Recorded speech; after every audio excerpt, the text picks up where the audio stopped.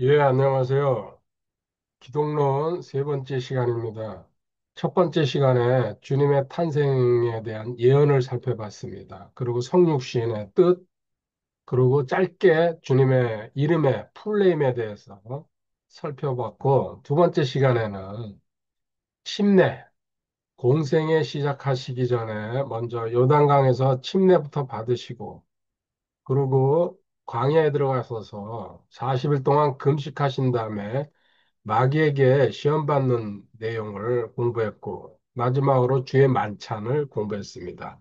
오늘은 주님이 공생애를, 공생애라는 것은 이제 30 전에는 가정에서 생활하시고, 실질적으로 30살 전후에서 세상으로 나오셔서 하나님의 사명을 감당하는 그 내용을 말합니다.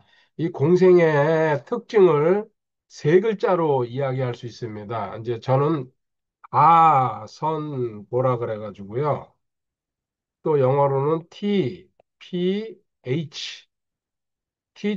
preaching, healing. 가르치시고, 선포하시고, 고치시고. 마태복음 4장 23절에 나와 있습니다.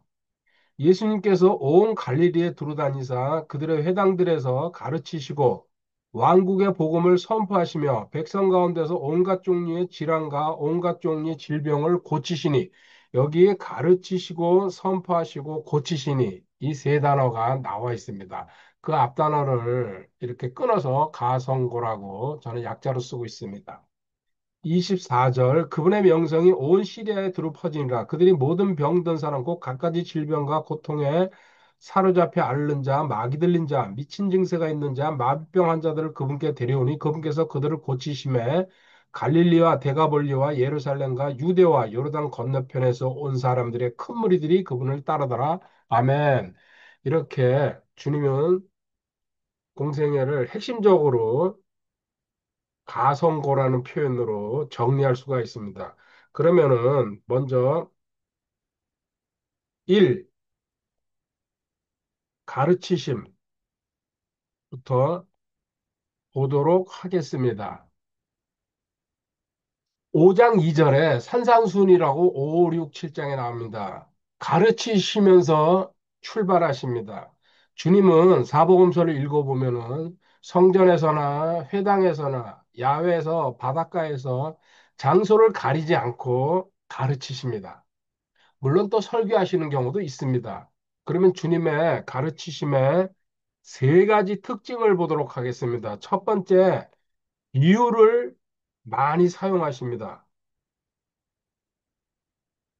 우리가 잘 아는 대로 씨 뿌리는 자의 비유, 겨자씨 비유, 누리교 비유, 성경에 많이 나와 있습니다. 사복음서에. 그러면 왜 비유를 사용하는지 마가복음 4장 33절, 34절에 그분께서 이러한 많은 비유로 그들이 말씀을 들을 수 있는 대로 그들에게 말씀하시되 34절 비유가 없이는 그들에게 말씀하지 아니하시고 그들이 따로 있을 때 모든 것을 풀어 자기 제자들에게 설명해 주시더라. 아멘. 그리고 같은 마가복음 4장에 왜 이렇게 비유를 말씀하시는지 사실 비유라는 거는 아는 사람도 있고 모르는 사람도 있어요. 그 사람이 영적 레벨에 따라 가지고 세상에서도 그렇잖아요. 말을 돌려서 이제 하는 경우에 바로 알아듣는 사람도 있고 못 알아듣는 사람이 있는 것처럼. 마가복음 4장 10절부터 12절에 주님이 그런 말씀을 하십니다.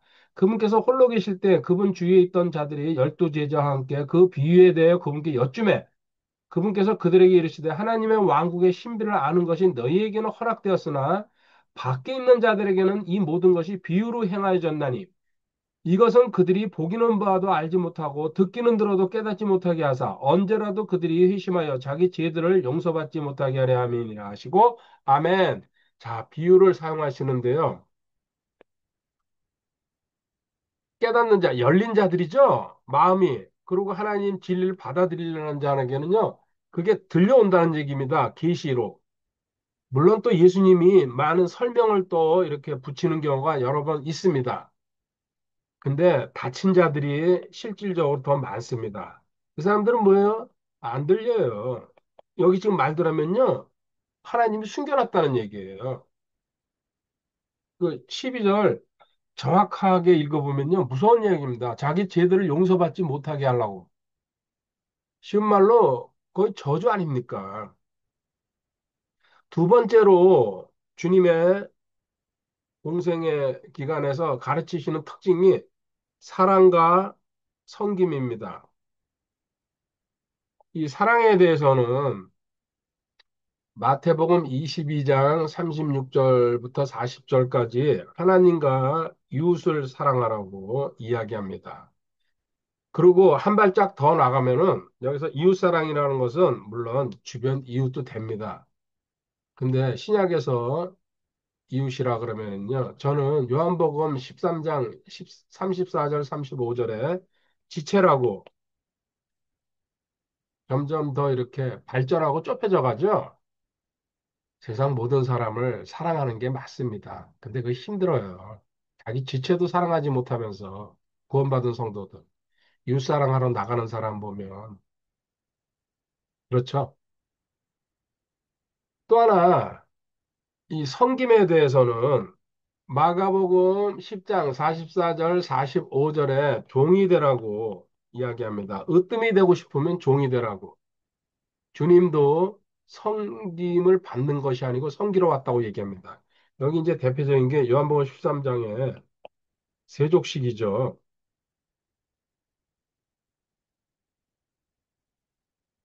벌써 두 개 넘어갔습니다. 이제 세 번째 보겠습니다. 주님은 가르치시는데 권위가 충만했습니다. 당당하고 자신만만했다는 얘기입니다. 왜 그렇습니까? 진리를 선포하시고 진리 자체이시니까요. 마가복음 1장 21절, 22절 찾아보시고요. 세상의 교사들이나 랍비들이랑 달랐다는 얘기죠. 왜요? 하나님의 아들이라는 증거예요. 이 권위라는 거는 사실 아무렇게나 생기는 게 아니거든요. 주님이 가르치실 때게요. 또 제3의 그 권능도 보여주십니다. 병 고치면서도 그렇고. 그리고 또 안식일의 주인이라고 당당하게 선포하십니다. 너무 당연한 얘기입니다. 자신감 확신에서 오는 겁니다. 참고로 디도서 3장 8절에 우리도 공부해가지고요. 진리에 대한 겁니다. 확신 있으면요. 단언하라고 얘기했어요. 잘라서 얘기하라고. 그 책임은 누가 지는 겁니까? 하나님이 지시는 겁니다. 이렇게 주님은 비유 사용이 많았고, 그 다음에 사랑과 섬김이 특징이고, 권위가 충만했다는 얘기입니다. 이제 가르치시면서 두 번째 단락으로 가면요. 두 번째 단락으로 주님은 이렇게 직접 공생의 기간 동안 보여주시고, 그 다음에 승천하시면서 마태복음 28장 18절부터 20절까지 지상명령이라고 그러죠. 가르치라는 얘기가 두 번 나오고요. 그리고 삼위일체 하나님의 이름으로 침내주라고 얘기합니다. 가르쳐 지키게 하라. 가르치고 가르쳐 지키게 하라. 또 그 전에 요한복음 21장에 보면 실패한 베드로 스승인 주님 세 번 부인하고 돌아섰잖아요. 그 좌절한 베드로에게 나타나서 요한복음 21장 15절, 16절, 17절에 먹이라, 먹이라, 먹이라 이야기합니다. 이 먹이라는 게 뭡니까? 말씀을 먹이고 가르치라는 얘기죠. 이렇게 해서 주님이 지상 명령으로 남겨놓으시고 하늘나라로 승천하셨죠. 이게 이제 연속이 돼가지고 사도행전에 가면은 사도들의 행전 아닙니까? 주님의 명령을 받들어서 많은 일을 하지만 그 중에서도 사도행전 5장 41절, 42절에 보면은 날마다 모여서 가르쳤다고 얘기합니다. 그 장소를 가리지 않았겠죠. 성전이나 뭐 집이나 어떤 환경을 탓하지 않고 날마다. 그리고 사도행전 11장 26절에 보면 사도행전 11장 26절은 찾아가 보도록 하겠습니다.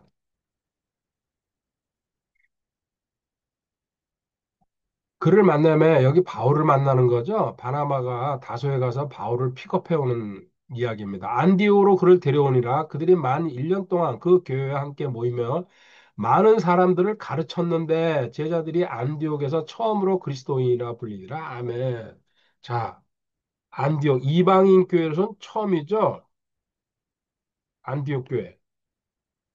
여기에 바울과 바나바가 물론 다른 교사들도 있습니다. 그 다음 장에 보면요. 13장에 1절에 보면 이름이 많이 나와 있죠. 교사들. 가르쳤다고. 그러고 나서 그리스도인이라는 이름이 사람들이 밖에서 붙여주는 거죠. 예수님을 따라가는 자라는 뜻입니다. 그리스도를 추종하는 자들. 근데 그 핵심은 뭐예요? 가르쳐가지고. 지금 저희도 교리 공부하고 성경을 배우지 않으면요. 자기가 뭐 어쩌고 좀 무슨 얘기를 떠들어도요. 하나님의 뜻에 가까이 갈 수가 없습니다. 무조건 배워야 됩니다. 여기는 무슨 핑계니 변명도 필요 없다는 얘기입니다. 그리스도인이라는 말 자체가 하나님, 예수님을 따라가는 자지만요. 배웠기 때문에 이게 가능하다는 얘기예요. 그리고 사도행전 20장 17절부터 21절에 보면 바울 사도가 에베소 교회 장로들을 불러놓고 예루살렘으로 올라가면서요. 자기가 마지막 길이라고 생각해가지고 그들한테 고별 설교하는 내용이 나오는데요. 20절에 내가 너희들 집에서 집으로 다니면서 도어투도 그 택배회사 그 어떤 광고 문구죠. 집에서 집으로 다니면 가르쳤다고. 저도 상당 기간 동안 그 일을 했습니다. 특히 코로나 때 이제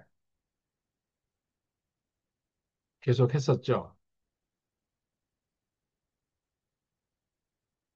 벌써 까마득한 옛날 얘기가 납니다. 그리고 마지막으로 사도행전 28장에 30절, 31절에 보면은 바울이 로마에 죄수로 끌려가서 2년 동안 셋집에 살면서 오는 사람들에게 하나님의 왕국을 선포하고 가르칩니다. 그러고 나서 이제요, 세 번째 단락으로 들어가면요, 이 가르치시면서 로마서 12장 7절에 섬기는 사역들이 있는데 그중에 로마서 12장 7절에 혹은 사역이면 우리가 우리의 사역하는 일로 섬기며 가르치는 자는 가르치는 일로 섬기고 권면하는 자는 권면하는 일로 섬기며 입수 가르치는 자가 있다는 얘기입니다. 직분에 고린도전서 12장 28절에 교회에 교사들이라는 은사를 가진 사람들이 있다. 성경 교사죠. 에베소서 4장 11절엔 목사와 교사라고 얘기를 합니다. 목사와 교사. 목사는 목자라는 번역이 맞는 거죠.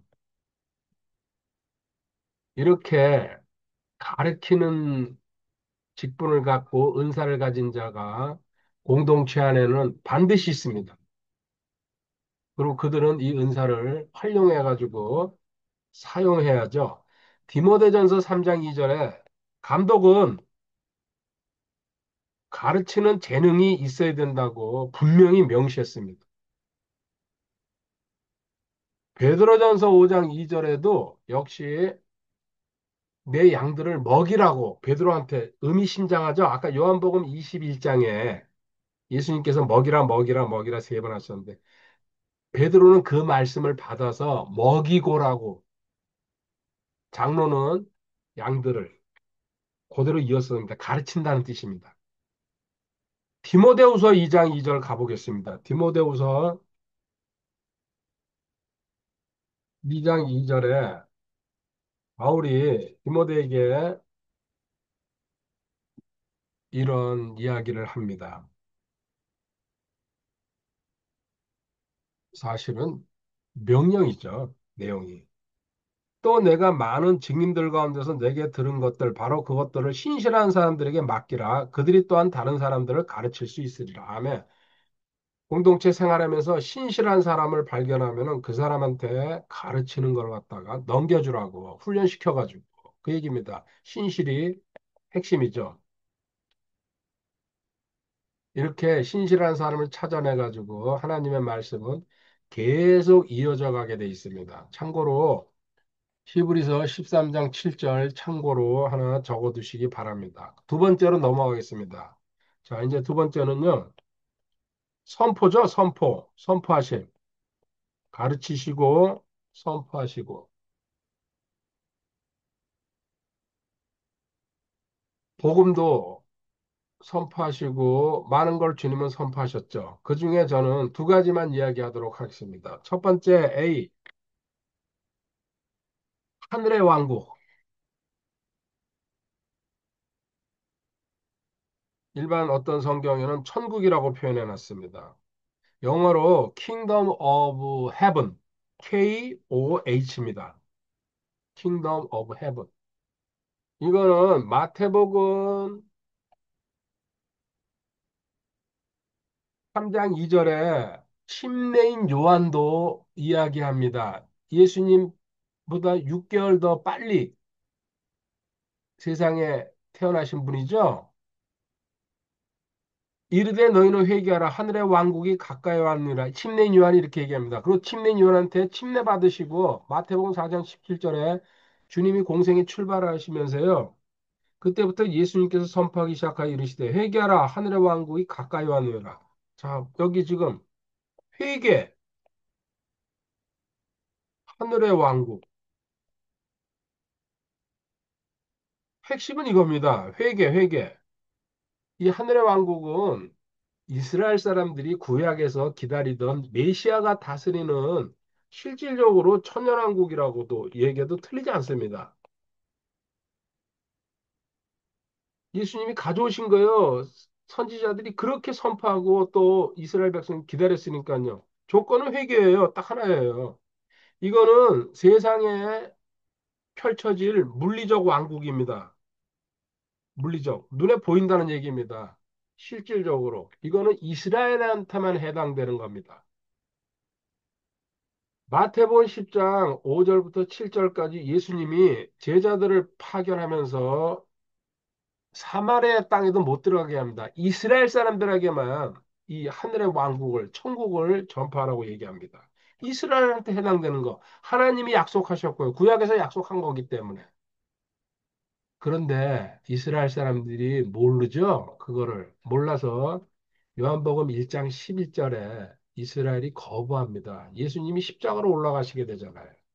정작 메시아가 왔는데 모른다는 얘기입니다. 이거를 바울은 로마서 11장 25절에 이렇게 얘기합니다. 로마서 11장 25절에 형제들아 너희가 스스로 지혜로운 것으로 여기지 않게 하기 위하여 이 신비에 대해 너희가 모르기를 내가 원치 아니하노니 그것은 곧 이방인들의 충만함이 이를 때까지 일부가 눈머는 일이 이스라엘에게 생긴다는 것이라. 아멘. 눈먼다, 눈먼다. 보지 못한다, 눈 뜨고서도. 메시아가 예수님이 그 하늘의 왕국을 가져왔는데 이스라엘이 눈멀어가지고 이방인들이 충만하게 찰 때까지 뭐 저는 두 가지로 이제 해석합니다. 제약이 이방인들 충만하고 또 하나님께서 구원받아야 될 사람들 충만하게 찰 때까지 이스라엘이 지금도 눈멀어 있습니다. 구약만 붙들고 있잖아요. 불쌍하고 안타깝죠. 이게 주님이 선포한 하늘의 왕국입니다. 영어로도 KOH 분명히 다릅니다. 여기에 이제 상대적인 개념이 두 번째 B로 넘어가면요. 하나님의 왕국입니다. 하나님의 왕국. 아까 요거 하늘의 왕국은요. 마태복음에만 나와 있어요. 실질적으로. 마태복음은 이스라엘 사람들을 대상으로 쓴 것이에요. 핵심 그 내용이. 근데 하늘의 왕국은 뭡니까? 영어로 KOG입니다. Kingdom of God. 하나님의 나라. 하나님이 다스리는 나라. 마가복음 1장 14절, 15절에 가보겠습니다. 이게 구별이 돼 있지만 구별 못하는 분들이 대부분이고요. 이걸 같다고 생각해요. 마가복음 1장 14절. 이제 요한이 감옥에 갇힌 뒤에 예수님께서 갈릴리에 오셔서 하나님의 왕국의 복음을 선포한 하나님의 왕국의 복음이라고 얘기합니다. 이르시되 때가 찼고 하나님의 왕국이 가까이 왔으니 너희는 회개하고 복음을 믿으라. 여기서 뭐라고 얘기합니까? 회개가 있고 그 다음에 복음을 믿으라고 얘기합니다. 다르잖아요, 내용이. 아까 하늘의 왕국은 회개만 하면은 들어갈 수 있었다는 얘기입니다. 복음으로 구원받는 겁니다. 복음으로 구원받는다는 얘기 불러줄게요. 로마서 1장 16절, 고린도전서 1장 22절, 고린도전서 15장 2절입니다. 자, 하나님의 왕국은요, 지금 우리는 여기 들어가 있는 거예요. 구원받은 성도들은. 이건 어떻게 들어갑니까? 요한복음 3장 3절 5절에 거듭나가지고 중생해가지고 다시 태어나야 됩니다. 말씀으로. 사장생을 믿고 예수님이 나의 죄를 대신 지시고 죽으시고 장사되시고 3일 만에 부활하셨다는 이 사실을 마음으로 믿고 입으로 고백하는 겁니다. 그리고 이 나라는 먹고 마시는 그런 지금 우리가 사는 세상이 아니고 로마서 14장 17절에 영적 나라, 하나님이 다스리는 영적 나라. 특징이 뭡니까? 의, 화평, 기쁨입니다. 누가복음 17장 20절, 21절에 이 하나님의 나라는 어디 있습니까? 내 안에 이미 완전히 다른 거예요. 하나님의 왕국이라는 그 표현이 나오는 거를 한번 다 찾아서 지금 저는 이렇게 짧게 핵심 정리만 하지만 다시 한번 얘기할게요. 하늘의 왕국은 회개하면 들어갈 수 있는 이제 옵니다. 천년왕국이라는 거를 이제 다시 와요. 거기 모든 사람들 우리 휴가 된 다음에 남은 사람들이 다 글로 들어가잖아요. 예수님이 직접 다스리십니다. 다윗을 통치자로 앉혀놓고.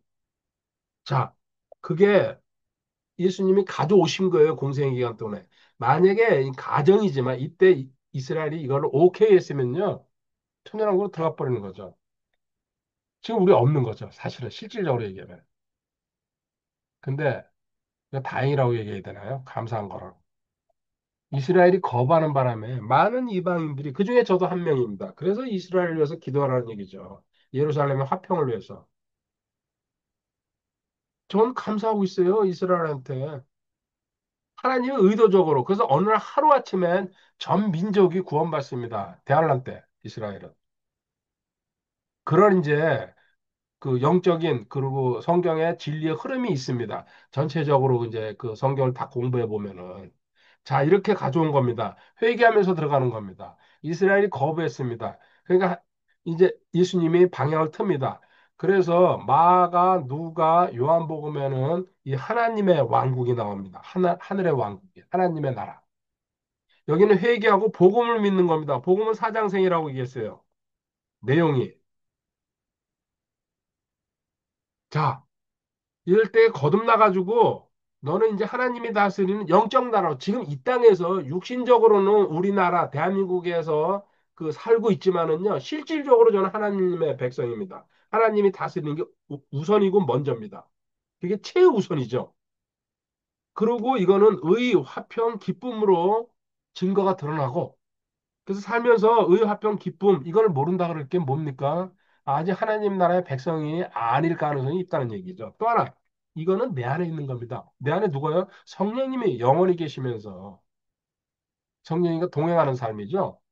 자, 이렇게 정리할 수 있습니다. 그리고 또 여기서 복음이라고 할 때 아까 제가 사장생이라고 그 복음을 받아들이는 구원 받는 방법이고요. 이제 실질적으로 복음은 누가복음 4장 18절에 마음이 상한 자를 고치고 포로된 자를 구출하고 눈먼 자를 보게 하고 상처 입은 자를 자유롭게 한다고 아주 기가 막힙니다. 영적으로 육신적으로 잘못된 거 전부 다 치료받고 치유받고 고쳐진다는 얘기 아닙니까? 할렐루야. 그래서 이 선포는 먼저 받은 사람이 선포하러 다녀야 됩니다. 선포자라 그러죠? 선포자. 또 우리말로 쉽게 하면 이제 선교사. 다른 문화권 해외에 나가서 복음을 전하는 사람들. 로마서 10장 14절 15절에 있습니다. 이거는 우리가 무시할 수 없는 일이죠. 자기가 구원받았으면 뭐라고 얘기합니까? 빚진 자입니다. 복음의 빚진 자. 어떤 방식인지 기도를 하든지 물질로 도우든지 아니면 본인이 나가든지 어떤 방식이든지 최소한도 하나는 해야 된다고 저는 확신합니다. 사도행전 1장 8절에 복음의 증인이 되라고 땅끝까지 이르러 디모데후서 4장 2절에 말씀을 전파하라고 하나님은 때에 맞든지 맞지 않든지 상황 파악하지 말고 기회가 되면 무조건 하라는 얘기죠. 이게 선포입니다. 이제 마지막으로 고치심에 대해서 3번 주님의 고치심, 치유죠, 치유, 힐링, 병고침입니다. 저는 이거를 여가 밑주 복장, 또 복대도, 또 하나 뭡니까? 주체나고, 대표적으로 이 세 마디로 끝내버립니다. 근데 여기서 이 얘기는 할 수 없고, 이제 이렇게 흘러가 볼게요. 이 고치심에 대해서 우리 지금 공부한 대로요. 가르치고,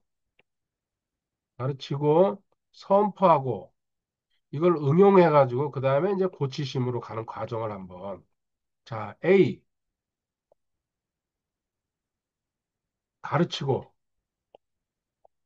뭘 가르쳤어요, 주님이? 병 고쳐주실 때게요. 원인, 가르치셨어요. 대표적으로 세 가지가 나옵니다. 성경에. 첫 번째, 죄 때문에 병이 생겼다고. 요한복음 5장 14절에 베데스타에서 38년 동안 앓던 사람이 그 물에 못 뛰어들어가지고 예수님 만나서 병 고침 받죠. 그러고는 다시는 죄 짓지 말란 얘기합니다. 또 네 명의 친구가 달아내리고 지붕을 뚫고서 달아내린 경우에도요. 제사함 받으라는 얘기를 합니다. 사복음서의 고침에 대한 내용 중에서요. 죄 때문에 이 일이 일어났다고 이야기를 하시는 경우가 여러 차례 있습니다. 다 찾아서 한번 정리하시면 됩니다. 영적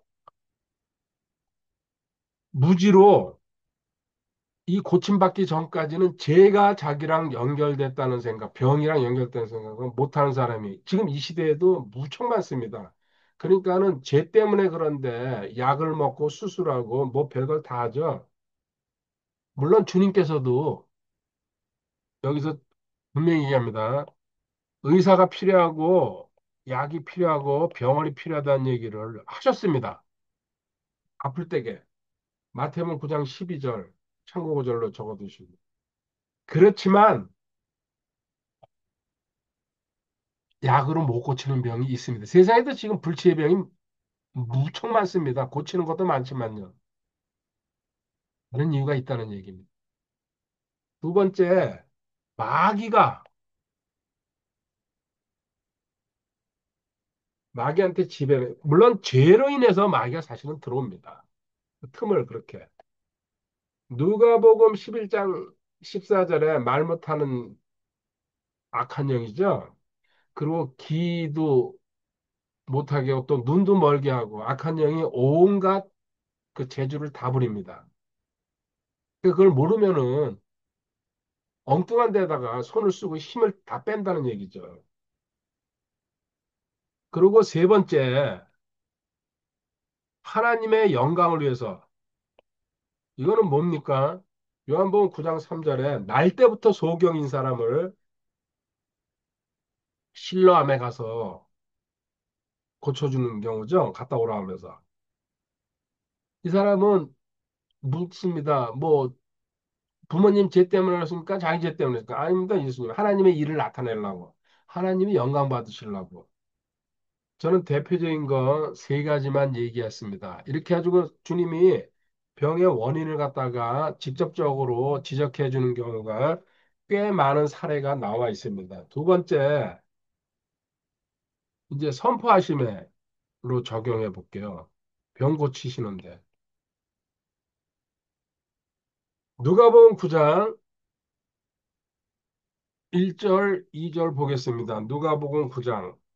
주님이 사도들을 파송하시면서요. 그때 그분께서 자기의 12제자를 함께 부르사 그들에게 모든 마귀를 제압하며 질병을 고치는 권능과 권위를 주시고 하나님의 왕국을 선포하며 병든 자들을 고치게 하려고 그들을 보내시며 자, 하나님의 왕국을 선포하는데요. 그 병든 자를 고친다는 게 이게 어떤 연관성이 있는 겁니까? 실질적으로 하나님의 왕국, 아까 우리 조금 전에 공부한 거죠? 거듭나야지 들어가고, 내 안에 있고, 그리고 말씀으로, 복음으로 구원받는 겁니다. 하나님이 다스린 영적 나라입니다. 지금 우리 성도들은 그 나라에 들어가 있습니다. 이인데 하나님의 나라에 들어가 있다는 증거 중에 하나가요. 그 뒤에 누가복음 11장 20절에 가보면요. 그러나 내가 하나님의 손가락으로 마귀들을 내쫓으면 분명히 하나님의 왕국이 너에게 임하였네. 여기 하나님의 손가락, 성령의 능력을 얘기합니다. 하나님의 건너. 마귀 퇴치, 마태. 하나님의 왕국을 증명하는 방법 중에 하나가 마귀 퇴치라는 얘기입니다. 무당들한테 갖다 맡기고 이런 게 아닙니다. 같은 그 마귀들인데 그 어떻게 그게 가능합니까? 마귀 퇴치는 하나님의 나라. 21절, 22절도 같이 읽어보세요. 고린도전서 4장 20절에 바울 사도가 이렇게 이야기합니다. 하나님의 왕국은 말에 있지 않고 권능임이라. 아멘. 말이 아니고 떠들기만 하죠. 권능이다. 지금 이 시대에 뭐가 됐습니까? 예수님도 사복음서에 가르치시고 선포하시고 고치신데요. 무수히 많은 사람들 앞에서 계속 고치십니다. 그걸 보고 사람들이 밀려 들어옵니다. 그리고 거기서 복음 전하시고 또 그 이유도 얘기하시고 설교하시고 이 시대에 이게 없어져 버렸어요. 왜 그래요? 자신이 없으니까요. 믿음이 없으니까. 저도 탄식합니다. 저 자신부터. 하나님이 뭐 그냥 말로 하고 선포하고 아까 가르치는 거 중요합니다. 근데 그게 중요하지만 그거를 가능하기 위해서는요. 고치는 역사, 그리고 병 고치는 게 당연한 거 아닙니까? 아픈 사람들 고쳐주는 게. 복음이라는 거. 뭔 뜻입니까? 이렇게 고치실 때에 하나님, 예수님은 전부 다 고치셨다는 거. C로 갈게요. 전인적, 전인적 회복.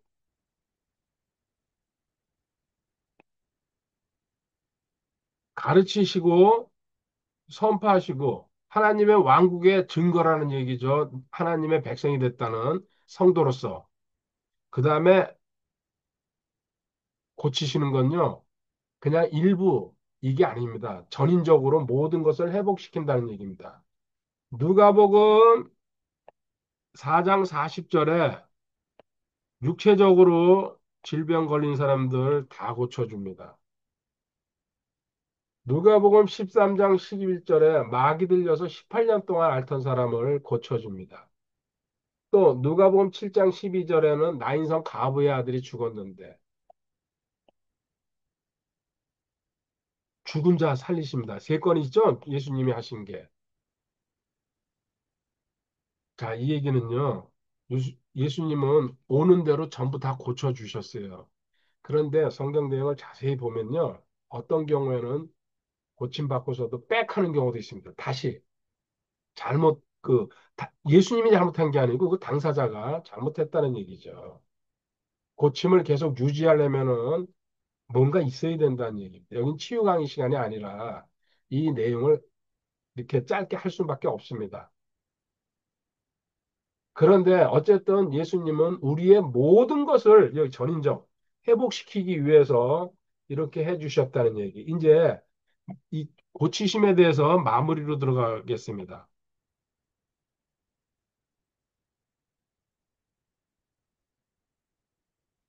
이사야 53장 4절에 주님께서는 우리의 슬픔과 우리의 고통을 담당하시고 짊어지셨다 그러는데요. 이게 뭡니까? 마태복음 8장 16절, 17절에 와서 성취됩니다. 마태복음 8장 16절에 저녁이 되면 그들이 마귀 들린 많은 자들을 그분께 데려오거늘 그분께서 자신의 말씀으로 그 영들을 내쫓으시고 병든 모든 자를 고쳐주시니 거부한 사람이 없습니다. 그런데 17절에 이렇게 기록합니다. 이것은 대언자 이사야를 통해 말씀하신 것을 성취하려 하심이라 이르시되 그가 친히 우리의 연약함을 담당하고 우리의 질병을 짊어졌도다. 아멘. 메시아가 오실 것인데 이사야의 예언에 의하면 700년 후에 그분은 우리의 연약함을 담당하고 우리의 질병을 짊어졌다고. 구원이라는 그 내용 안에는요, 종합 선물 세트라고 이야기하죠. 병 고치는 것도 있다는 얘기입니다. 가난에서 빠져나오는 것도 있습니다. 어떤 상황에서 있든지 구원받는 겁니다. 이게 구원의 참 뜻입니다. 우리가 하늘나라 가서요, 그 하나님 만나는 게, 그것도 구원의 하나입니다. 그 내용 중에 하나. 근데 거기에만 올인하고 몰두하고 있다는 거. 이사야 53장 4절, 슬픔이라는 단어가 여기서 연약함, 또 고통이라는 단어가 질병으로 단어만 바꿔치기해서 같다는 뜻이에요. 같다는 거예요, 실질적으로. 마태복음 11장 4절 5절에 침례인 요한이 감옥에서 자기 제자들을 보내가지고요. 예수님한테 가서 한번 확인하라 그럽니다. 그분이 진짜 오신 메시아인지.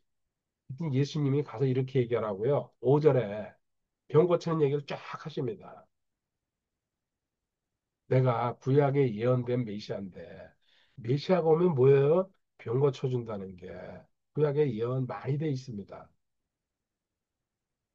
참고로 사도행전 10장 38절 베드로를 통해서 말씀하시고요.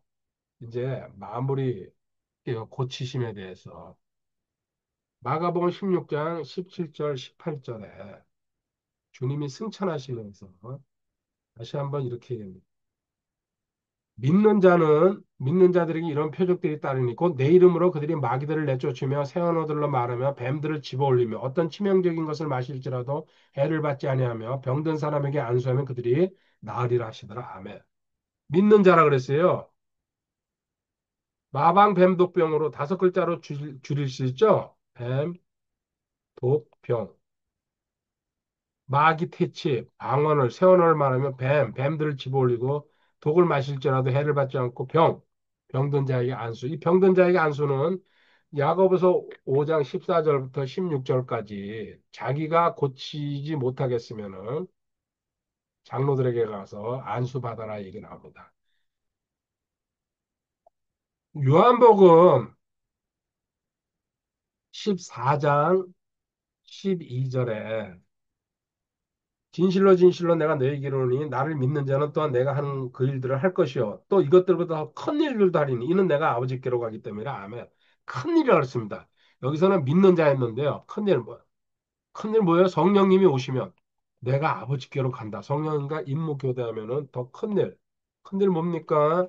베드로전서 2장 24절로 저는 정리합니다. 친히 나무에 달려 자신의 몸으로 우리의 죄들을 지셨으니 이것은 죄들에 대해 죽은 우리가 살아서 의에 이르게 하려 하심이라. 그분께서 채찍에 맞음으로 너희가 고침을 받았나니. 아멘.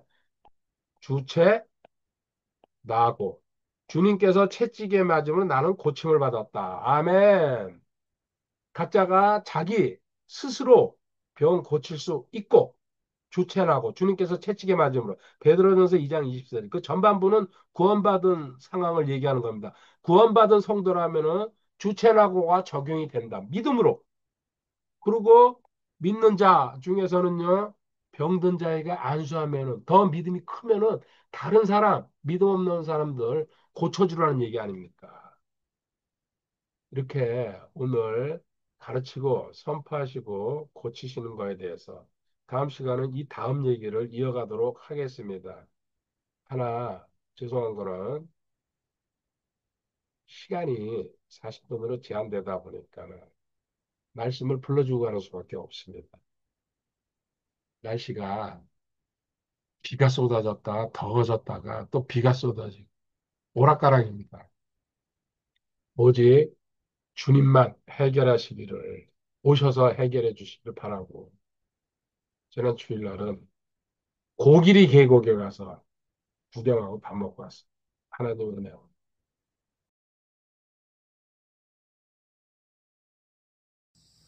민머리의 아침을 보고 있습니다. 깨끗하네요, 날씨. 1박. 주님 사랑하고 감사합니다. 할렐루야.